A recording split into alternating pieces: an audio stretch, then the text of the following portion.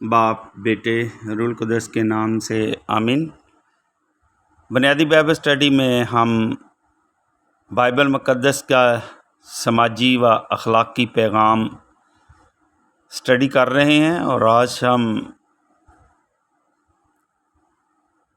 Number 11 پہ Bible مقدس کا سماجی و اخلاقی پیغام میں اسٹڈی کریں گے، صنف نازک کا احترام۔ کلام مقدس میں اس طرح مرقوم ہے، کیونکہ تم سب کے سب اس ایمان کے وسیلے سے خدا کے فرزند ہو جو مسیح یسوع میں ہے، اور تم سب نے مسیح میں اشتباہ پا کر مسیح کو پہن لیا۔ نہ کوئی یہودی رہا، نہ یونانی، نہ کوئی غلام، نہ آزاد، نہ کوئی مرد، نہ کوئی زن، کیونکہ تم سب مسیح یسوع میں ایک ہو۔ میرے عزیزو، خدا نے مرد اور عورت کو بنایا تاکہ وہ ایک دوسرے کی تکمیل کر سکیں۔ انسانی تاریخ کے دوران عورتیں مظلوم بنائی گئیں، ان کی قدر کم کی گئی، ان کو پامال کیا گیا، اور ہر قسم کی مردانہ تضحیک انہوں نے سہی۔ یہ سب کچھ اسی لیے ہوا کیونکہ انہیں ایک کمزور صنف سمجھا گیا۔ بائبل مقدس کے کچھ حصوں نے نسوانی کمتری پر مردانہ برتری کے رویہ کی حمایت کی۔ عہد نامہ عتیق اس قسم کے منفی رویوں کو دکھاتا نظر آتا ہے۔ بائبل مقدس کے شروعات کے صفحات میں ہی پہلے سے یہ بتایا گیا، تو اپنے شوہر کے اختیار میں رہے گی، تجھ پر وہ حکومت کرے گا۔ اس کی بازگشت عہد نامہ جدید میں اس قسم کے بیانات میں بھی ملتی ہے، لیکن میں تمہیں یہ بتانا چاہتا ہوں کہ مسیح ہر ایک مرد کا سر ہے، اور خاوند بیوی کا سر ہے، اور خدا مسیح کا سر ہے۔ یہ کرنتھیوں کے نام پولس رسول کے خط، پہلے خط اس کے 11ویں باب کی 3 آیت میں مرقوم ہے۔ عہد نامہ جدید کے دیگر حصوں میں بھی اسی قسم کا رویہ ظاہر ہوتا ہے، جن میں کرنتھیوں کے نام پولس رسول کا پہلا خط اس کا 14واں باب 34 سے 36 آیت، افسیوں 5 باب اور اس کی 22ویں آیت، تیموتھوس کے نام پولس رسول کا پہلا خط دوسرا باب 9 سے 15 آیت، تیتس 2 باب 4 آیت سے 6 آیت، اور پطرس کا پہلا خط 3 باب 1 سے 6 آیت۔ شادی شدہ خاتون اپنے شوہر کے ہاتھوں میں ایک کھلونے کی طرح ہوا کرتی تھی۔ اس کے پاس وراثت کا کوئی حق نہیں ہوتا تھا۔ عورت کے پاس مذہبی رسومات میں حصہ لینے کے حقوق اور فرائض نہیں ہوتے تھے۔ عورت کا بڑا فرض زیادہ سے زیادہ بچوں کو پیدا کرنا اور ان کی پرورش کرنا تھا۔ تصویر کا دوسرا رخ یہ ہے کہ عورت کا مقام بڑی عزت و تکریم سے لبریز ہے۔ مرد اور عورت خدا کی شبیہ پر بنائے گئے ہیں، اور کہ عورت مرد کا ساتھی بننے کے لیے بنائی گئی ہے۔ بائبل مقدس مریم، خلدہ، دبورہ اور آستر اور یہودیت جیسی کئی عظیم مشاہیر خواتین کی فہرست فراہم کرتی ہے۔ اسرائیل کی تاریخ میں ان خواتین نے جو کردار ادا کیا وہ اتنا بڑا تھا کہ کوئی مردوں کے مقابلہ میں ان کی کمتری کی بات نہیں کر سکتا۔ نیا عہد نامہ عورتوں کے تجزیہ کے سلسلہ میں زیادہ بلوغت کا اظہار کرتا ہے۔ یسوع نے اس وقت ایک انقلابی قدم اٹھایا جب اس میں وہ مرد اور عورتیں بھی شامل تھیں جو اس کے ساتھ ساتھ چلتے رہے۔ جو عورتیں جن کی بدنامی مرد کرتے تھے، یسوع نے ان کا سرعام دفاع کیا۔ یسوع نے مریم کی اسی لیے تعریف کی کہ وہ اس کے پاؤں پر بیٹھی تھی، جو علم کے ایک مدرسہ میں داخل ہونے کا ایک نشان تھا۔ ابتدائی کلیسیا ان خواتین کو گروپ میں شامل کرتی ہے جنہوں نے انجیل کی گواہی دی، جیسے یہودیہ اور سنتکا اور پرسکلا، فیبا، کینکریا کے مقام پر ابتدائی کلیسیا میں خادمہ یعنی شماسہ کے مرتبہ تک پہنچی۔ نمبر 12 پہ ہم سٹڈی کرتے ہیں اچھے خاندان کی تعمیر و تشکیل کرو۔ یہ ہمارا عنوان ہے۔ اس میں ہم دیکھتے ہیں اے بیویوں خداوند میں جیسا مناسب ہے اپنے شوہروں کے تابع رہو۔ اپنے شوہروں اپنی بیویوں اے شوہروں اپنی بیویوں کو پیار کرو اور ان سے تلخ مزاجی نہ کرو۔ اے بچوں اپنے ماں باپ کے ہر ایک بات میں فرمانبردار رہو کیونکہ خدا کو یہی پسند ہے۔ اے والدو اپنے بچوں کو دک نہ کرو تاکہ وہ بے دل نہ ہو جائیں۔ اس کا ذکر ہے کلسیوں کے نام پالوس رسول کا خط 3 باب اس کی 18 سے 21 آیت۔ ساری بائبل مقدس خاندان کے افراد کے لیے نصیحت سے بھری ہوئی ہے۔ کسی ایک گروپ کے افراد کو ہدایات دی جاتی ہیں کہ انہیں کیا کرنا چاہیے یا انہیں کسی دوسرے گروپ کے ساتھ کیسے تعلق رکھنا چاہیے۔ اس نصیحت کا حلقہ کچھ یوں ہے۔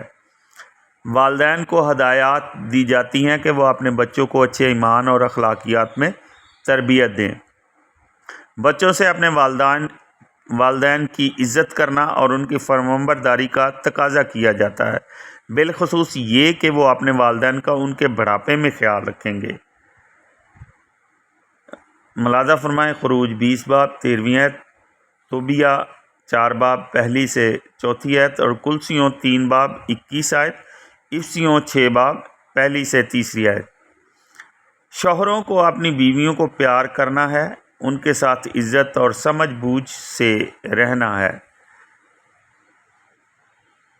ملاحظہ فرمائیں افسیوں 5 باب 25 سے 33 آیت، کلسیوں 3 باب 19 آیت اور پطرس کا پہلا خط اس کا 3 باب 7 آیت۔ بیویوں کو اپنے شوہروں کو پیار کرنا اور ان کا احترام کرنا ہے۔ ملاحظہ فرمائیں کلسیوں 3 باب 18 آیت، افسیوں 5 باب 22 سے 24 آیت اور پطرس کا پہلا خط 3 باب 1 سے 6 آیت۔ یہ مانا جا سکتا ہے کہ عہد نامہ جدید کے معیار خاندانی تعلقات کو بہتر کرنا شروع کر چکے ہیں۔ عہد نامہ عتیق میں مرد اپنی بیویوں کو اپنی خواہشات کے مطابق طلاق دینے کے حق سے محفوظ ہوتے تھے۔ ملاحظہ فرمائے تثنیہ شرح 24 باب 1 آیت۔ عہد نامہ جدید کے زمانوں میں یسوع نے 2 اطراف سے طلاق کی ممانعت کر دی۔ مرکز 10 باب 9 آیت۔ پالوس رسول نے یسوع کے حکم کی حمایت کی اور اسے نافذ کیا۔ ملاحظہ فرمائیں کرنتھیوں کے نام پالوس رسول کا پہلا خط 7 باب اس کی 10 سے 14 آیت۔ شوہروں کے لیے یہ ہدایات کہ اپنی بیویوں کے ساتھ سمجھ بوجھ سے رہو، کمزور نسوانی صنف کو احترام دکھاؤ۔ ملاحظہ فرمائیں پطرس کا پہلا خط 3 باب 7 آیت۔ اور والدوں کے لیے یہ ہدایت کہ اپنے بچوں کو مشتعل نہ کرو تاکہ وہ بدل نہ ہو جائیں۔ ملاحظہ فرمائیں کلسیوں 3 باب 21 آیت۔ عہد نامہ عتیق کے معیار سے کہیں آگے ہیں۔ عہد نامہ جدید کے معیاروں کے نقطہ نظر سے ہمیں زیادہ صحت مند اور مضبوط تر خاندانی بندھنوں کے لیے کوشش کرنی چاہیے۔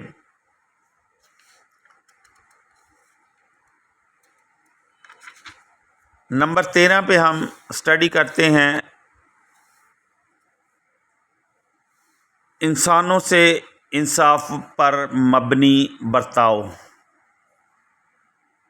احبار کی کتاب 19 باب 15 آیت میں اس طرح سے مرقوم ہے، تو عدالت میں بے انصافی نہ کر، تو غریب کی رعایت نہ کر اور نہ بڑے آدمی کا لحاظ کر، بلکہ انصاف سے اپنے ہمسایہ کی عدالت کر۔ میرے عزیزو، انصاف خدا کی خصوصیات میں سے ایک ہے۔ وہ انصاف میں کامل ہے، لیکن وہ بیک وقت رحم دل بھی ہے۔ وہ المسیح جس کا طویل مدت سے انتظار کیا جا رہا تھا، اسے انصاف کا حامی ہونا تھا۔ سب کو انصاف برابر ملنا چاہیے اور طاقتور کی حمایت نہیں ہونی چاہیے۔ وہ خدا جس نے اسرائیل کو مصر کی غلامی سے چھڑایا، وہ نہیں چاہتا تھا کہ ایک دوسرے پر ظلم ہو۔ خدا نے قضات کو ہدایات دی کہ وہ انصاف کا بول بالا کریں۔ اپنے بھائیوں کے مقدمے سنو اور آدمی اور اس کے بھائی یا اجنبی کے درمیان انصاف سے فیصلہ کرو۔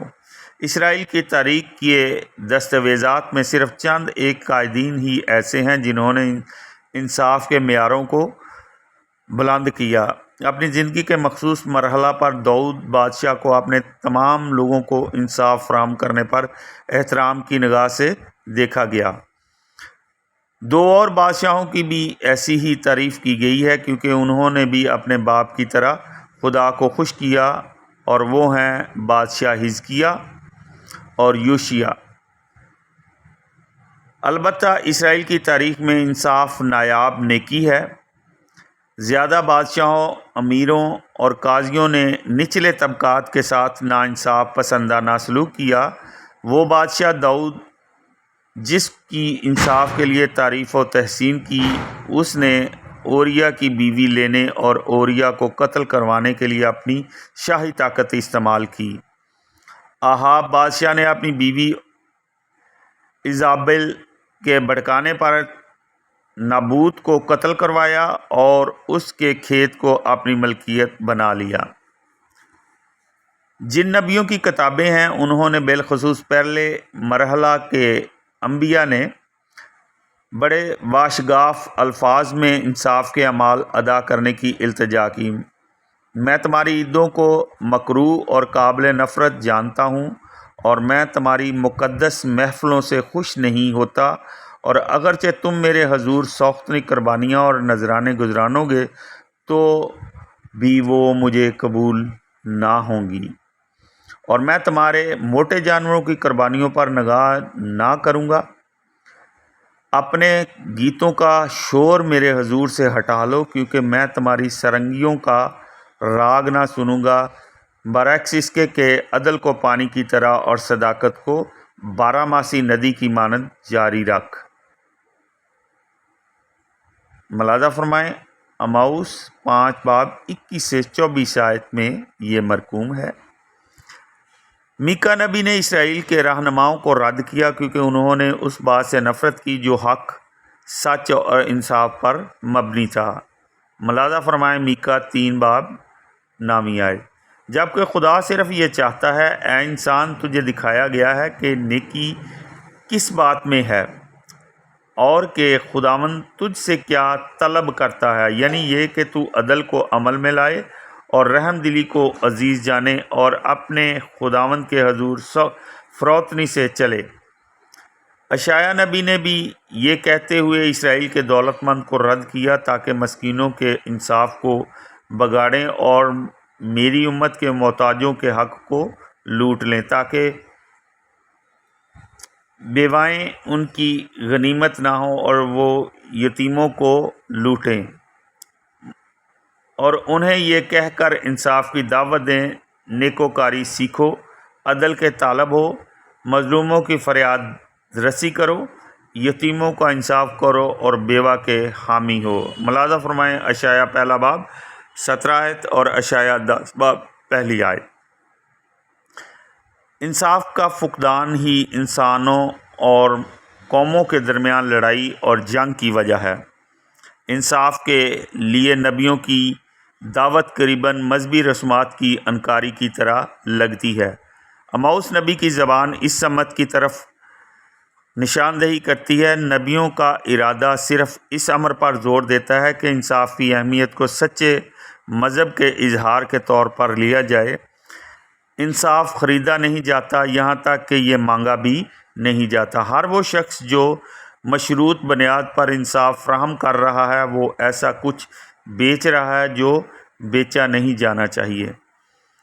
نمبر 14 پہ ہم سٹڈی کرتے ہیں، کبھی رشوت نہ لیں۔ کلام مقدس میں خروج کی کتاب 23 باب 8 آیت میں اس طرح مرقوم ہے، تو رشوت نہ لینا کیونکہ رشوت داناؤں کو اندھا کر دیتی ہے اور صادقوں کی باتوں کو بگاڑتی ہے۔ رشوت لینا انصاف کی خلاف ورزی کرنے کا جزو لازم ہے، اگرچہ اس موضوع کو پچھلے پیرائے میں نمٹایا جا سکتا تھا۔ البتہ رشوت کے معاملہ کو علیحدہ بحث کی ضرورت ہے، کیونکہ یہ ایک سب سے زیادہ تباہ کن عوامل میں سے ہے۔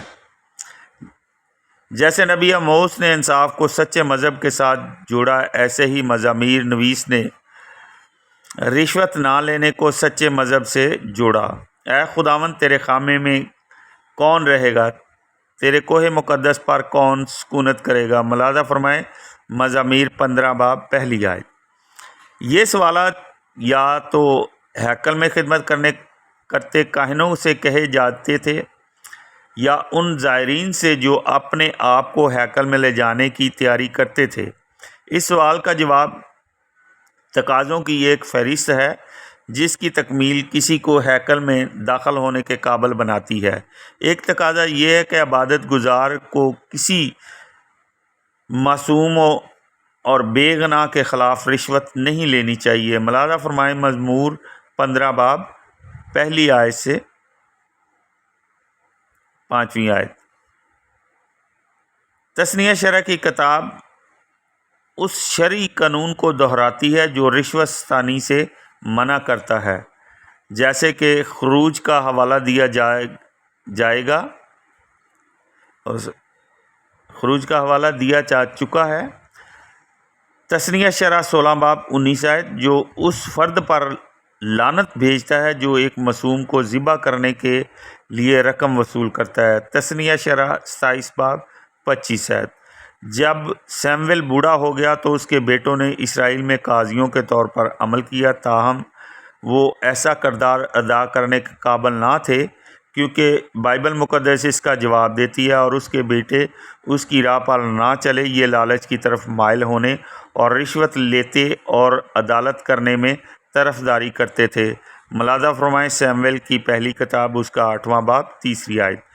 نبی اشعیاء یروشلم شہر کو اس کے رہنماؤں کی بدعنوانی کی وجہ سے رد کرتا ہے۔ وہ کہتا ہے، تیرے رائے سرکش اور چوروں کے شریک ہیں، ان میں سے ہر ایک رشوت کا خواہاں ہے، وہ انعاموں کے پیچھے دوڑتے ہیں، وہ یتیموں کا انصاف نہیں کرتے اور بیوہ کا مقدمہ ان کے پاس نہیں پہنچتا۔ ملاحظہ فرمائیں اشعیاء پہلا باب 23 آیت۔ میکا نبی بھی یروشلم کو اسی امر کی بنا پر رد کرتا ہے۔ وہاں کے سردار رشوت لے کر عدالت اور کاہن اجرت لے کر تعلیم دیتے اور نبی چاندی لے کر نبوت کرتے ہیں۔ ملاحظہ فرمائیں میکا 3 باب 11 آیت۔ یسوع کو یہودا اسکریوتی نے دشمنوں کے حوالے کر دیا جس نے چاندی کے 30 سکوں کی رشوت لی۔ ملاحظہ فرمائیں متی 26:14-16۔ رشوت ستانی یہودی مجلس عظمیٰ کے رتبوں میں رچ بس گئی تھی، جنہوں نے ان سپاہیوں کو رشوت دی تھی جنہوں نے یسوع کی قبر پر پہرا دیا تھا۔